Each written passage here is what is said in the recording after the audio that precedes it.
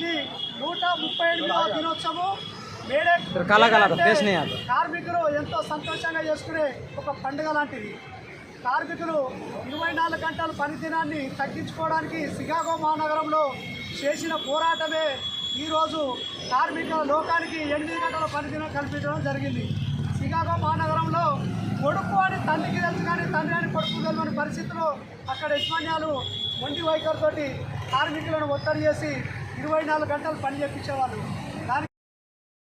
దానికి స్టార్ట్ చేసి పోరాటం చేసి అక్కడ విజయం సాధించారు.